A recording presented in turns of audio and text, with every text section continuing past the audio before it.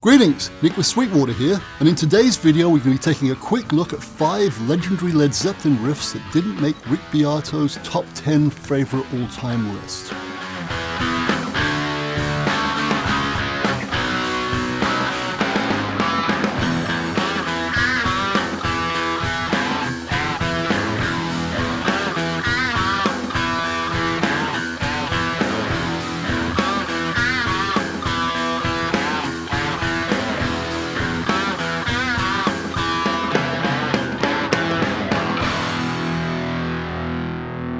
Rick is one of my favourite YouTubers, and as you may know, not long ago he went through his top 10 personal favourite Led Zeppelin riffs. It was a great episode, and actually is the catalyst for this one. Why do I hear you ask? Here's the reason. Because he called upon his viewers to share their own top 10 Zeppelin riffs, and I just couldn't resist the call. Now, as it happens, out of Rick's top 10, 5 would have made my list, so I'm just going to add 5 more. Now, which of his 5 made my list, do I hear you ask? Well, even if you're not asking, I'm telling, they are as follows. Moby Dick, The Ocean, Heartbreaker, Whole Lotta Love, and of course, the mighty Kashmir.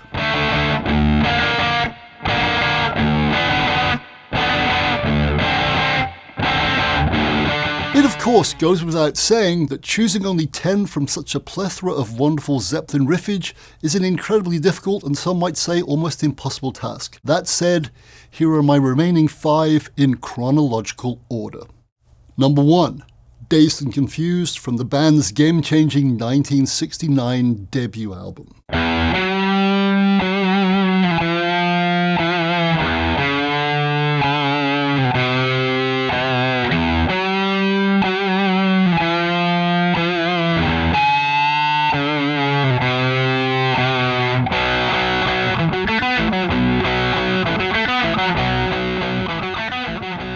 Now, the tension in that heavily chromatic descent of the A string is made even more haunting by Mr. Page's clever half-step bends. I mean, without the bends, the riff is still really cool. Check it out.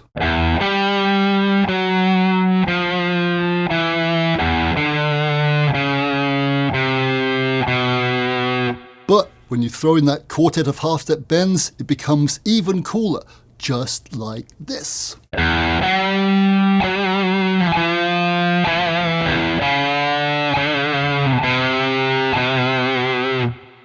And as for the B5 riff that follows it, that's also brilliant. Simple, but brilliant. And maybe, just perhaps, a subliminal inspiration for another all-time classic riff that was born a year later in 1970. Check it out.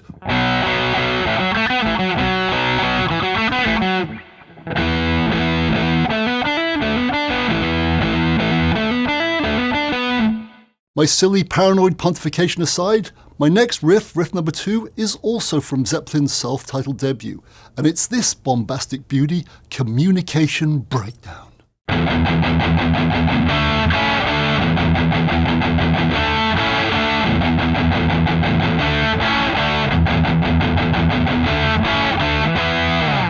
With riffs like this, it's no wonder that many consider Zeppelin to not only be rock pioneers, but also metal and even punk rock pioneers as well.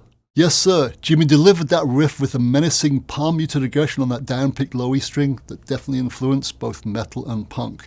Nice. Riff 3 is another barnstormer. In fact, it's the syncopated, driving F-sharp octave groove that kickstarts the Immigrant song. And as happenstance would have it, riff number 3 on my MIA list happens to be from the band's 3rd album, Led Zeppelin 3, which came out in 1970.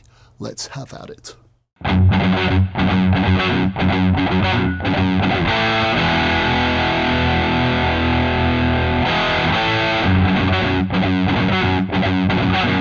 Great stuff.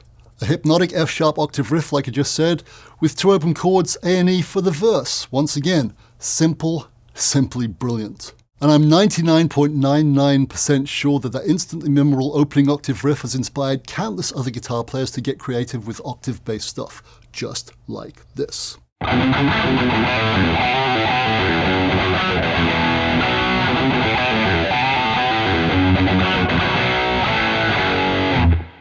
Anyway, next up is riff number 4, and as further happenstance would have it, this one is plundered from, wait for it, yup, Zeppelin's iconic 4th album. Released in 1971, this untitled masterpiece is commonly simply known as Led Zeppelin 4. Considered by many to be one of the greatest rock albums of all time, Zeppelin 4 has sold in excess of 24 million copies in America alone. And of the many great riffs on said album, my favourite is Misty Mountain Hop. This one right here.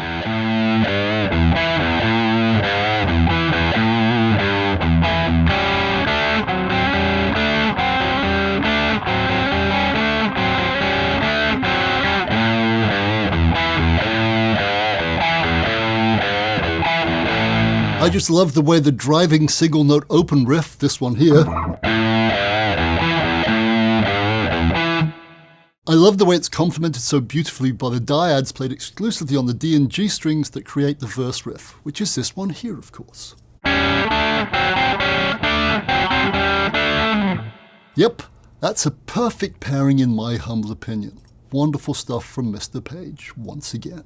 The fifth and final riff that makes up my personal top 10 is this one from Achilles' Last Stand, and it happens to be the opening riff to the opening song on the band's 7th studio album Presence, which was released in 1976. This particular riff is especially dear to me as it was my gateway into the wonderful world of Jimmy Page's brilliance, not only as a riff writer, but as a general in command of the magnificent guitar army he created when recording via his clever layering of guitar parts. Here's the riff in question without the fade-in that opens the album so gosh darned effectively. First though, let me plug in my handy dandy Phase 90 pedal and do a quick guitar change.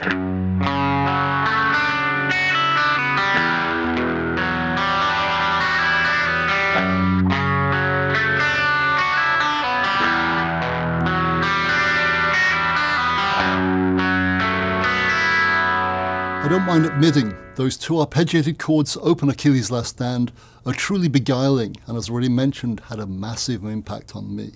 The first one is, I believe, an F sharp minor with an added flat 6, and it sounds like this when I just play it through clean sound.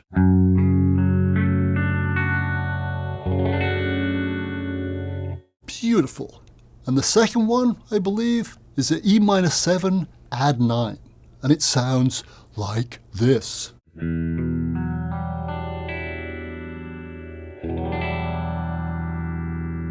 Nice. And the one at the very end of the opening is an F sharp minor 7 add 4.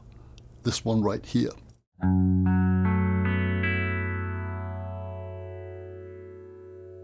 Once again, brilliant. Simply brilliant.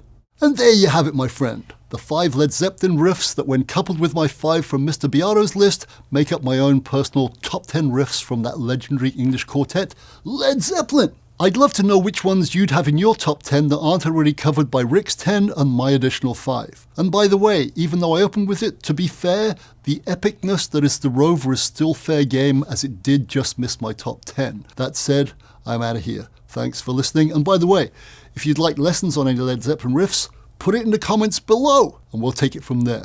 I look forward to reading your comments, I think. Have a good one. I'm out. See you.